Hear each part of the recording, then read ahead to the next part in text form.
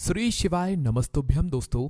आप सभी लोग जानते हैं 22 जनवरी को अयोध्या में राम मंदिर का उद्घाटन होने वाला है, जिसके उपलक्ष्य में दोस्तों सभी लोगों के घर पर पीले चावल भिजवाए गए हैं। पीले चावल के साथ में ध्वजा भी भिजवाई गई है, साथ ही में भगवान राम जी का आशीर्वाद भी पहुंचाया गया है। पर दोस्तों यहाँ पर एक बहुत बड़ा प्रश्न निकल कर आता है कि सभी भारतवासियों के घर पर चावल तो पहुंचाए गए हैं, पीले चावल तो पहुंचाए गए हैं आमंत्रण के रूप में कि राम मंदिर के उद्घाटन में आप सभी लोगों को जरूर आना है। पर दोस्तों उन पीले चावलों का आखिर हमें करना क्या है? देखिए, कई सारे लोग ये बात भी कहेंगे कि भाई हमारे पास तो बहुत ही कम चावल के दाने आए हैं। कुछ लोग ये कहेंगे भाई हमारे पास तो भरपूर मात्रा में चावल के दाने आए हैं, मतलब निमंत्रण स्वरूप आए हैं। ठीक है, तो भाई अब ये प्रश्न निकल कर आता है कि भाई इन पीले चावलों का आखिर हमें करना क्या है। दोस्तों ये बात आप सभी लोग भी जानते हो कि पंडित जी भी कितने सारे उपाय बताते हैं जो कि अक्षत से जुड़े हुए होते हैं, चावल से जुड़े हुए होते हैं, है ना। और चावल भगवान शिव जी पर जब चढ़ते हैं तो उसका एक अलग ही महत्व हो जाता है। और दोस्तों अब यहाँ पर तो बात राम मंदिर अयोध्या की आ रही है। राम मंदिर अयोध्या के जब चावल पीले चावल, वो भी जब चावल पीले हो जाते हैं तो उनका महत्व और ज़्यादा बढ़ जाता है, वो कीमती चावल हो जाते हैं। और दोस्तों यही चावल आप लोगों के घर पर आए हुए हैं। तो भाई इन चावलों का हमें करना क्या है? क्या एक जगह रख देना है, क्या कहीं पर रख देना है, या क्या करें हम इनका? तो इसी की जानकारी हम आपको इस वीडियो में बताते हैं। और आप लोग भी गलती मत करना, ये चावल बहुत ही ज़्यादा कीमती हैं। अगर आपके पास ये चावल हैं तो आप ये समझना कि पूरी दुनिया की ताकत आपके पास है, सोना चांदी आपके पास है, क्योंकि इन पीले चावलों में है ही इतनी ताकत, अगर वो चावल अयोध्या से आए हुए हैं, है ना। और जिन लोगों को अभी तक ये पीले चावल नहीं मिले हुए हैं उनको क्या करना है वो भी हम आपको बताते हैं। देखिए, सबसे पहली चीज़, अगर आप लोगों को के घर पर भी पीले चावल पहुंच गए हैं जो कि अयोध्या राम मंदिर के उद्घाटन के हैं, तो भाई आप ये समझिए कि आप बहुत किस्मत वाले हैं। भगवान राम स्वयं आपके घर पर आए हुए हैं।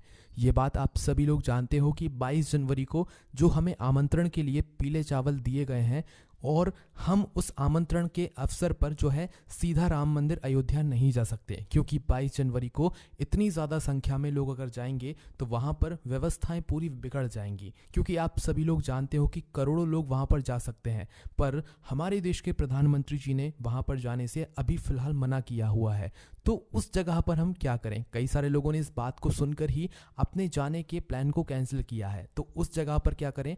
उसी जगह पर आते हैं हमारे काम ये पीले चावल। अब ये पीले चावल ही तो यहाँ पर बहुत बड़ा चमत्कार करते हैं। दोस्तों 22 जनवरी को राम मंदिर में भगवान राम जी विराजित होंगे, उनकी प्राण प्रतिष्ठा होगी, सभी लोग खुशियां मनाएंगे।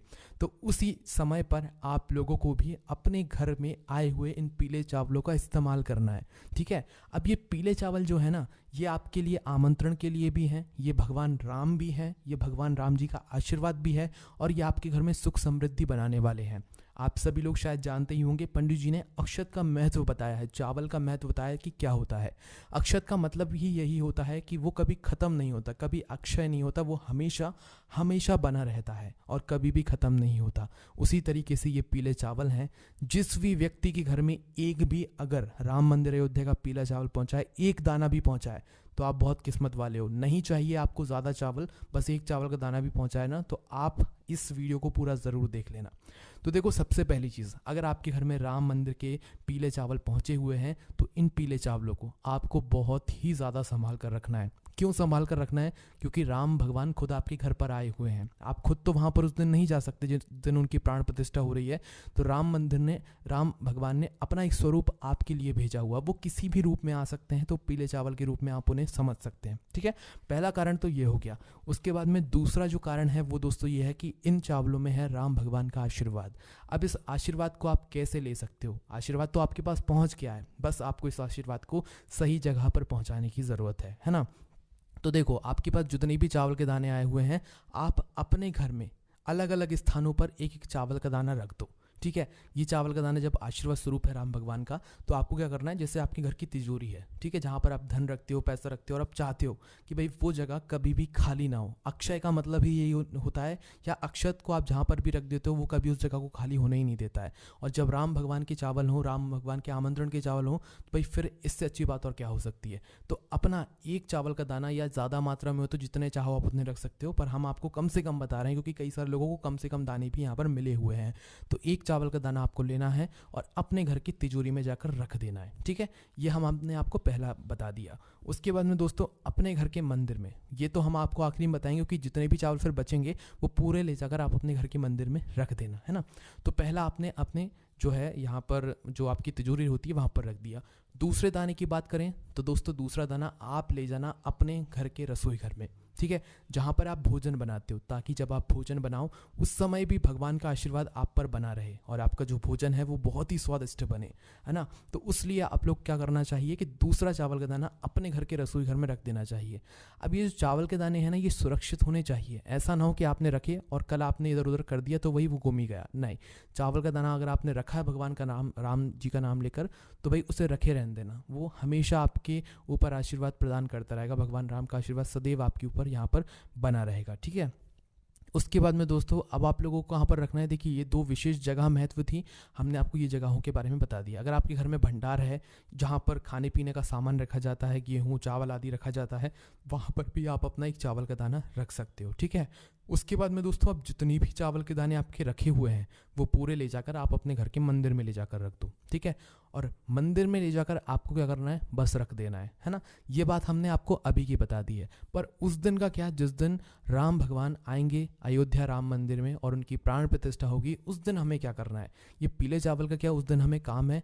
जी हाँ दोस्तों, बहुत ही ज़्यादा विशेष काम है, क्योंकि मेन काम तो उसी दिन है, मेन आपको उपाय तो उसी दिन करना है। ये जो पीले चावल आप लोगों के लिए आए हुए हैं, क्योंकि आप लोग तो जा नहीं पाए हो, है ना, और मतलब नहीं जा पाओगे क्योंकि बहुत ज़्यादा भीड़ होगी और कई सारे करोड़ों लोग नहीं जा पाएंगे, तो उनके लिए ही ये पीले चावल काम आएंगे। आपको करना क्या है, देखो जब भी भगवान राम भगवान की प्रतिष्ठा हो, प्राण प्रतिष्ठा हो, तो उस समय आपको अपने घर में भी इन चावलों को अपने पूजन वाले स्थान पर रख लेना है। पूजन वाले स्थान पर रखने के बाद क्या करना है, आप जैसे भगवान की पूजा करते हो, जैसे आपको जो है मतलब राम मंदिर की प्राण प्रतिष्ठा में दिखाया जाए, आपको भी वैसे वैसे करते जाना है। बस थोड़ी सी तैयारियां पहले से करके रखना है, अपनी पूजन की थाली तैयार करके रखना है और मिष्ठान वगैरह भोग लगाने के लिए तैयार करके रखना है, और जो भी आप राम जी के लिए करना चाहें, है ना, वो कर सकते हैं।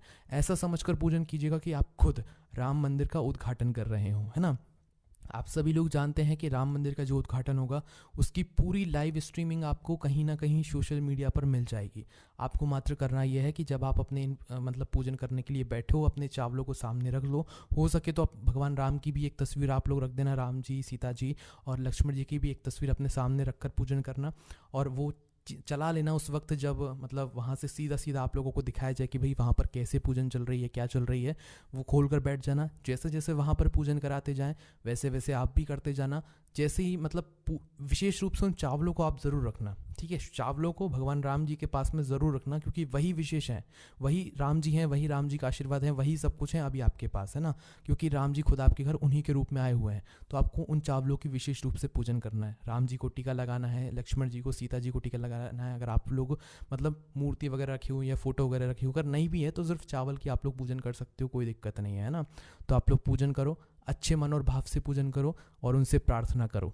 जैसे ही आपकी पूजन हो जाती है उसके बाद में दोस्तों आप लोगों ने एक राम ज्योति का नाम भी सुना होगा। हम शुद्ध भाषा में कहते हैं कि भाई आप लोगों को इस दिन दीपक भी लगाने हैं, ठीक है, दीपदान भी करना है। किसके लिए करना है, भगवान राम के लिए करना है। आप लोग दीपावली मनाते हो ना, दीपावली के दिन आप किस तरीके से दीपक लगाते हो ना आप सभी लोग, तो वैसे ही दोस्तों इस दिन भी आप लोगों को दीपावली मनानी है, क्योंकि राम जी आए हैं तो भाई दीपावली तो मनना बिल्कुल पक्का ही है। अब दीपावली हम लोग कैसे मनाएंगे, आप लोग जैसे दीपावली के दिन आप लक्ष्मी पूजन करते हो रात्रि में, है ना, वैसे ही आप लोगों को राम जी की इस दिन पूजन करनी है रात्रि में, है ना। हम आपको कुछ ज़्यादा बोझ नहीं दे रहे हैं, आप के मन में जैसा हो पाए आप वैसा करना, पर मन से करना। भगवान की कृपा अयोध्या से सीधा आपके ऊपर हो जाएगी, है ना। तो आप पहले पूजन करना, पूजन के बाद अब आप जो है अपने पहले से दीपक तैयार करके रखना। कितने दीपक तैयार करोगे, देखो यहाँ पर कोई ऐसी विशेष वो बात नहीं है कि भाई आपको इतने ही दीपक तैयार करने हैं, ठीक है। बस भगवान राम जी के लिए एक दीपक ज़रूर रखना जो कि गोल बाती का होगा, क्योंकि वो देवता हैं, इसलिए उनके लिए एक गोल बाती का दीपक होगा।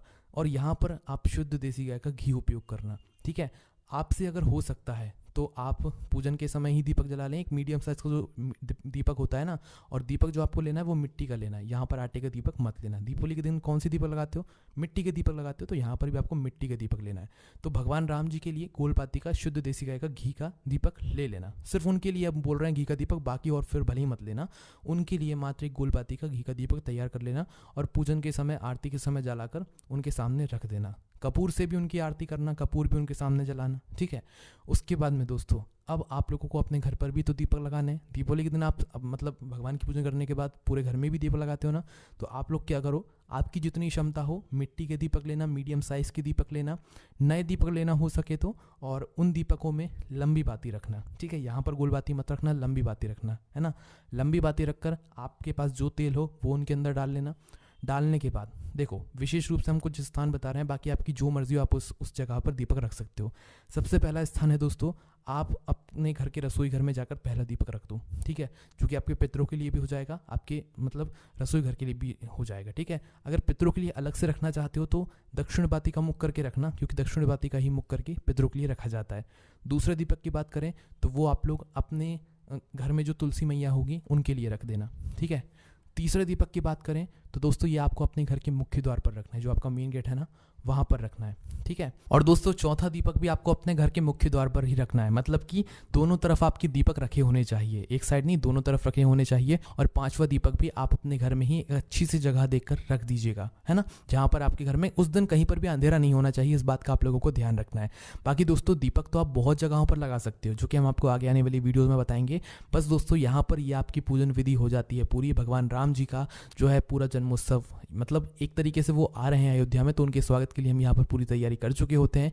इसके बाद में दोस्तों अगर आपको आतिशबाजी करनी होती है तो बिल्कुल आप कर सकते हैं, क्योंकि भगवान राम आए हैं, तो भाई उनके स्वागत के लिए आप लोग जितना ज़्यादा खुशी मनाओगे उनकी भी कृपा आपके ऊपर उतनी ही ज़्यादा होगी। अब जो चावल आपने जिन चावलों की पूजन करी है वो चावल हमेशा आप अपने पास सुरक्षित रखना, उन्हें संभाल कर रखना। वो भगवान का आशीर्वाद आपके पास सदैव बना रहेगा उन चावलों के रूप में। बाकी दोस्तों यही जानकारी हमें आपको देनी थी। अब आपके मन में कोई भी प्रश्न है तो आप हमसे कमेंट करके पूछ लेना। कई सारे लोगों के मन में ये प्रश्न आ रहे होंगे, इसलिए हमने आपको इस वीडियो के माध्यम से सभी प्रश्नों का जवाब दे दिया है। ओम नमः शिवाय, जय भोले बाबा, श्री शिवाय, नमस्तुभ्यम।